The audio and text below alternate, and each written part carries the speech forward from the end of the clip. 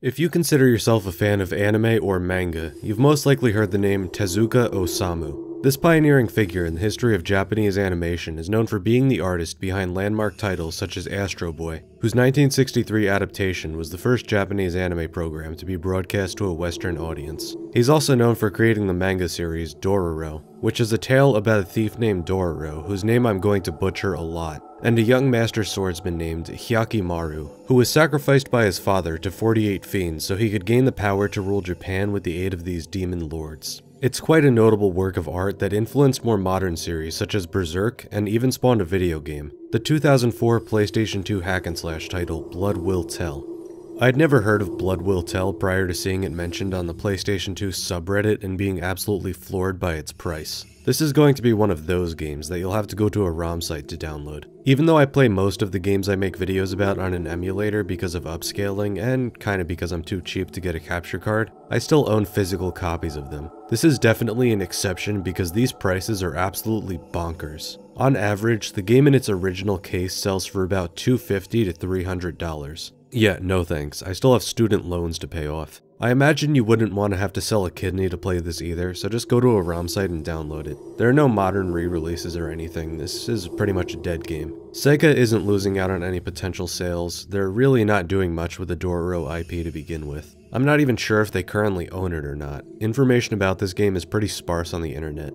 Blood Will Tell is actually pretty decent looking for something made in 2004. While that's an oversimplification, the graphics are a bit of a double-edged sword. The actual characters and animations look really good, but the environmental textures are kinda low poly, and you can definitely tell a lot of assets are reused. I mean, this game probably didn't have the highest budget of the generation, so it's likely they cut corners where they could, and chose to make some aspects of the presentation look very detailed and others very plain. The graphics as a whole are definitely better than something like Shinobi, though I do prefer that game's art style, but not as detailed as some of the better looking games on the console that squeezed every ounce of processing power they could out of the PS2, such as Metal Gear Solid 3 and Shadow of the Colossus. The monster designs are fantastic, almost Onimusha tier. Even though many of the enemies and fiends are reused due to technical and budgetary constraints, it's quite impressive that the developers were able to adapt the fiends from the source material and add a few of their own to the mix. There is some pretty interesting fiend design here, such as the Inquisitor or Three-Face, which is a giant floating block with 3 faces that each attack using a different element. Or how about this, thing? I don't even know how I'd begin to describe that. You know, the English voice acting is actually pretty terrible, almost across the board. Some of the fiends sound decent, but the main cast of characters has a very misguided voice direction, to say the least. I get that Hyakimaru is supposed to be a teenager, but they didn't need to make him sound like a douche. Are you stupid? Staying near me is certain death. You saw them, didn't you? I'm haunted by ghosts and demons. And Dororo's voice actor makes me want to chuck that little shit through a window. Hey! Hang on just a second. Leave it to me. This is what I do best. It's to the point where major story events are almost ruined by poor vocal delivery, but I'll talk more about those specific instances in a future section. I think my favorite thing about the vocal delivery is this lovely little soundbite that plays every time you kill a boss and get back a body part.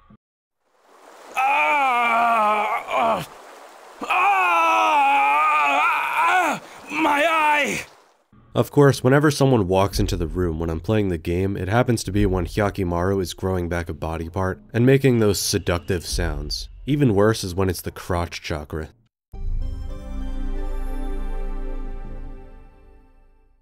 When it comes to pure moment-to-moment gameplay, Blood Will Tell is a very mediocre offering. In the beginning, the gameplay is very tedious and the movement is painfully slow, but the game gets more fun as you progress through the story and kill more fiends to get Hyakimaru's body parts back. Once you get the ability to dash around the battlefield and use your left arm sword as a single weapon to deal far more damage, the gameplay gets way more fun since you'll be tearing through fiends after chapter 5. But the gameplay itself never really exceeds beyond a mediocre, maybe slightly above average level if I'm being generous. The combo system feels really nice once you get the hang of it. There's a surprising amount of combos available to you, but sadly the enemies all easily fall if you just spam the same few moves or run past them. The combos themselves have a sense of momentum due to the sheer number of them, with different combinations of square and triangle doing a multitude of different things without really breaking the pace. It's like the game was designed for people such as myself who are inclined to button mashing but still like playing around with combos. There are also light RPG elements, where you can level up your swords to deal more damage and increase your stats by getting Hyaki's body parts back.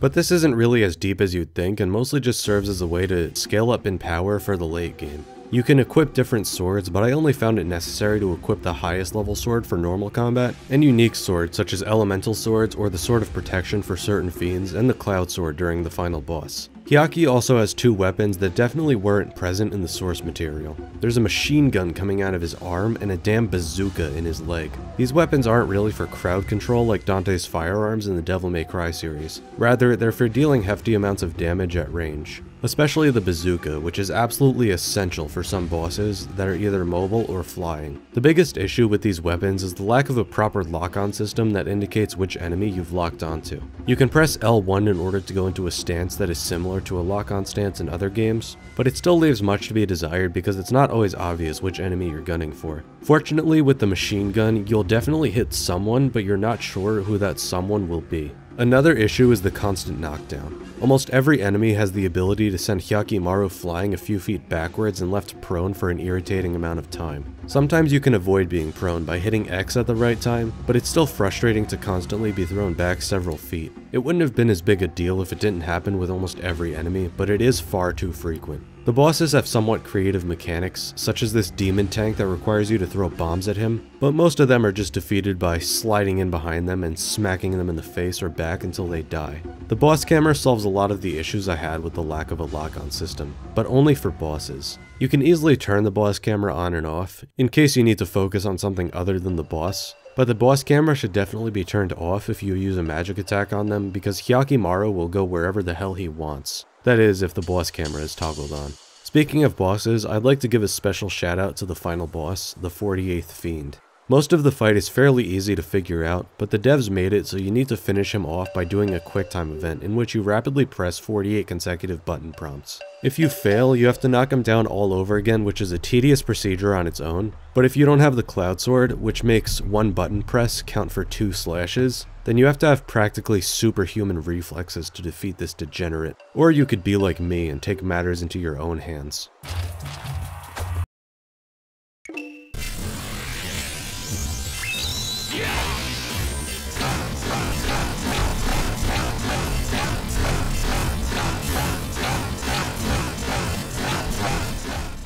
Overall, the gameplay showed a lot of potential but was hindered by a lack of creativity when it came to enemy design and clunky mechanics. However, this is just like 3/4 of the gameplay. There's also another playable character, Hyakimaru's sidekick, the young thief Dororo. When you're playing as Hyakimaru, Dororo will generally be there, beating on enemies and being kind of obnoxious. Luckily, Dororo doesn't get in the way much, and actually does a pretty respectable amount of damage and can even stun-lock enemies sometimes. Plus, you don't have to worry about Dororo dying, because once your companion's health bar goes down, the wily thief respawns after about 30 seconds with no penalty to the player. There are also a few sections where you play as Dororo. However, I'd say these sections are definitely not as bad as they could have been. They're definitely better than the parts where you're forced to play as Kaide in Onimusha, because Dororo doesn't take 15 years to kill demons and can make use of healing pickups, as well as retrieve items for Hyakimaru once they reunite. Dororo's attacks pack a punch, but it's not necessary to engage in combat because these characters are based more around platforming and exploration. The exploration is pretty decent with some mildly impressive spectacle, but the platforming is pretty bad. Most of the time it's no big deal because you either respawn next to the nearest platform or walk back up, but it's still awkward because it's hard to tell where you're gonna land since early 3D platforming is a fickle mistress.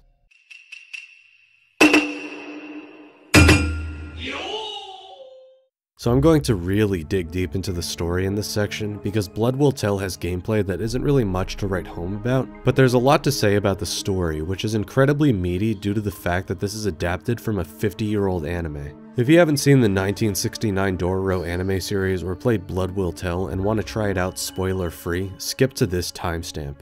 If you don't feel like scrubbing through, you can always go into the description and tap the timestamp marked conclusion in the table of contents. Note that I won't be talking about the 2019 Dororo adaptation because it came out 15 years after Blood Will Tell was released. So if you're fine with the other two being spoiled but still want to watch the 2019 version more or less blind, then you should be fine if you continue watching because while it does hit some similar story beats, it does handle the ending differently. So before I dive headfirst into the story, I'm gonna say that I'm using the 1969 Dororo anime adaptation as a reference point for the game's story. That's because it's faithful to the source material of the Dororo manga, but also has a proper ending, unlike the manga, which just sort of ends in the middle of the story. I'm mostly comparing the story to the original anime, since Blood Will Tell is an adaptation and I want to show what it improved and what it did worse. But I'm not someone who thinks strict faithfulness to the source material is the be-all, end-all measure of quality when it comes to a story, especially when that story has certain aspects that would be considered overly simplistic or outdated by modern narrative standards. I'm also not going to do a full play-by-play, I'm just going to hit some of the major story beats of the game and talk about what I found interesting about them, and what they did differently from the anime. Let's start at the beginning. Well, not the tutorial, that doesn't serve much of a purpose for the narrative. Rather, the events leading up to the birth of Hyakimaru.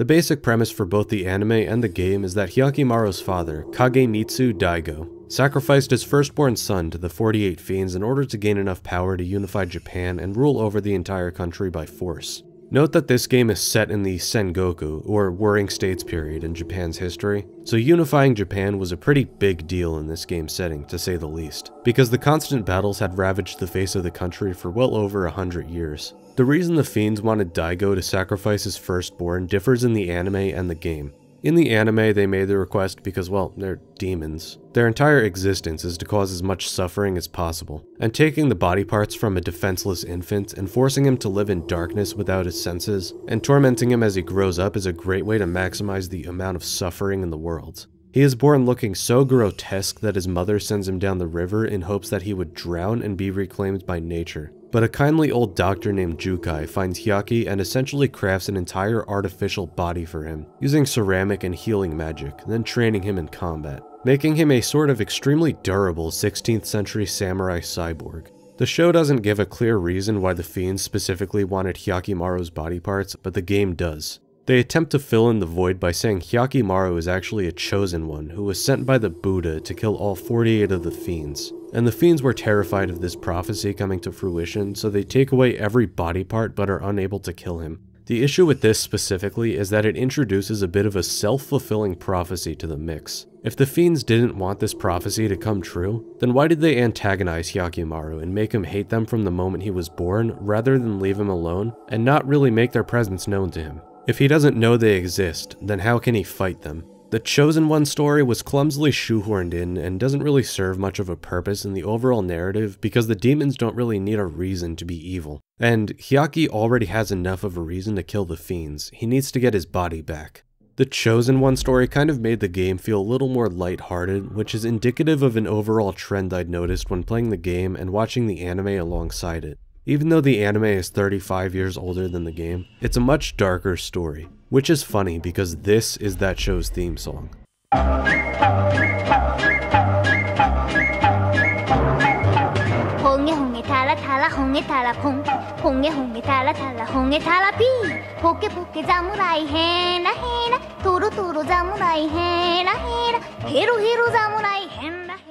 What the hell is a honge tara anyway? Fun fact, the lady that sings this song, Fujita Toshiko, also voiced Big Mom in One Piece. Anyway, I think one of the most jarring things I found when watching this anime was that Hyakimaru kills people. Not even purely out of necessity either. He just straight up massacres people out of sheer rage. In the game, Hyaki doesn't kill people and even gets into these things called non-lethal battles, where you smack a bunch of dudes with the back of your sword and enemies spawn in right next to you and smack you from behind. Of course, throwing you into a stun lock. The only times Hyaki killed someone were when they were possessed with a fiend beyond hope of being saved, and the game presented it as a huge deal when he killed one of his human enemies. Hyaki's pacifistic nature in the game doesn't really detract from the plot in my opinion, however it does make him less of an anti-hero and more of a straight up one-dimensional hero. However, it doesn't really introduce any inconsistencies in the plot, so I would say it's fine. The game follows very similar story beats to the anime, but many events happen in a different order and in different contexts. One of the arcs that was changed the most in the game was Hyakimaru's encounter with the temple filled with orphans. In the anime, just as Hyakimaru starts on his journey to recover his body and before he meets Dororo, he meets a girl named Mio who is an orphan taking care of younger orphans in an abandoned temple. Hyakimaru lives with them for a while and even sparks a romance with her, before he goes on to train one day and all of the orphans are massacred by Daigo's men while he's gone. He then goes on to massacre all of the men involved, showing that he has a more ruthless side and is willing to kill should the need or desire arise. In the game, however, Hyakimaru and Dororo come across the abandoned temple and thwart Daigo's men in burning the temple and killing all of the orphans inside. Hyakimaru and Mio have a conversation about how they long to see a country that isn't marred by the brutality of war, and it actually holds a lot of relevance towards the ending of the game, even though I'd consider it to be a bit cheesy, probably due to the voice acting. Never knew you had such a pretty voice, though. War is what took away our homes and our families. More fighting will only give birth to more pain and hatred. Anyway, the children don't die, but she does get kidnapped by Hyakimaru's brother Tohomaru, and impaled and vored by this aggressively T-posing chunky boy. The game has a much more optimistic ending than the anime did as well. In the anime, Hyakimaru ends up killing Tohomaru and pretending to swear allegiance to Daigo, who turns out to be the 48th Fiend. After Daigo tells Hyakimaru to kill Dororo, Hyakimaru refuses, sending Daigo into a rage which leads him to murdering his own wife and soldiers. After this, Hyaki chases Daigo down and kills him, telling him that he wasn't his true father because Jukai was the man who raised him. The ending had Hyakimaru using violence to end the cycle of violence in which the country was embroiled. The way the game handled the ending was quite different, not just the ending itself, but the events leading up to it.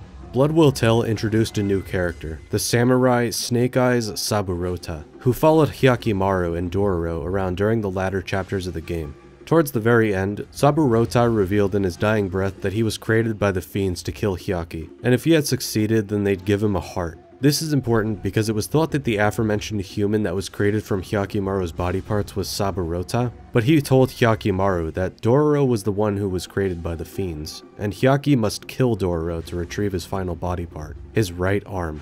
Shortly after this revelation, Hyakimaru, his brother Tohomaru, who had defected from Daigo's side after finding out that he was working with the fiends to take over Japan, and Dororo confront Daigo, who is possessed by all of the remaining fiends except one. Once the fiends are exorcised from Daigo's body, they instead enter Tohomaru when they attempt to possess Hyakimaru. There are so many Japanese names in this that it's really twisting my tongue around. But unfortunately Tohomaru does not survive, which doesn't really make sense considering Daigo survived being possessed by those same fiends, but whatever. Maybe they were angrier, who knows. After that whole debacle, Daigo gets back up, Hyaki tells him that he forgives him for having been under the fiend's influence, and that he needs to go heal the land and work with the people to end the constant war because it was Tohomaru's dying wish. I do kind of understand why they had Daigo turn good after all this, because even in 2004, cartoonishly evil villains just didn't work in a narrative anymore.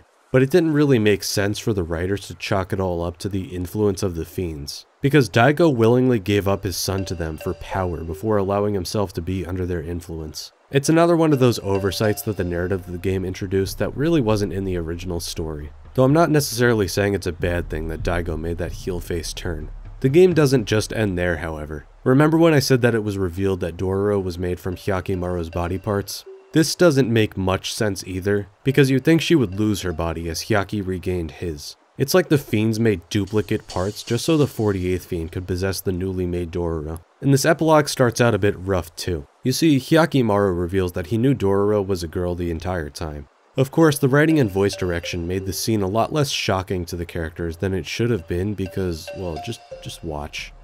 Dororo, goodbye. I'm sure you'll grow up to be a very fine woman someday.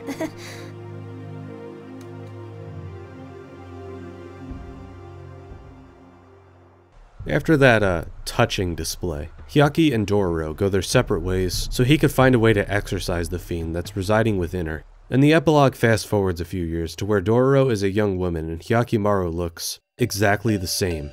Hyaki. Dororo, how have you been? Good. How about you? I've been worse. They're talking like they just ran into each other 5 years after having not seen each other after graduating like high school or something.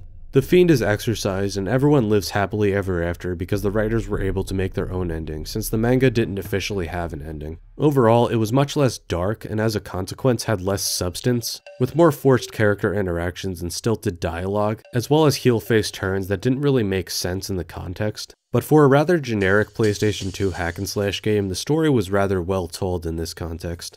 Alright, so if you skipped over to the timestamp to avoid spoilers, you're safe here. Blood Will Tell is definitely the quintessential generic PlayStation 2 game. What do I mean by that? Well, while the gameplay is that of a very by-the-numbers, mash square and triangle to win 6th generation hack and slash, there are very few aspects of the design that make this a painful experience aside from the stiff gameplay in the beginning, awkward platforming, and a final boss with a QuickTime event that one could call questionable at best. Plus, the story kept me engaged and left me wanting to find out what happened next, despite it being a much less nuanced tale than that of the 1969 anime. I'd recommend emulating the game if you have a computer that's powerful enough, because it's definitely worth sinking the 10 or so hours it takes to kill all 48 fiends and power through the main story. Even though I had a lot more to say about this game than I thought I originally would, I can't say that I have a burning desire to see a game studio make another game with this IP, as I'd rather studios focus on creating original stories, or adapting other titles that would benefit from being turned into a compelling video game. But I definitely think this game has earned its place in history as a decent adaptation of a classic anime and manga series by Tezuka Osamu, the man considered by many to be the godfather of manga.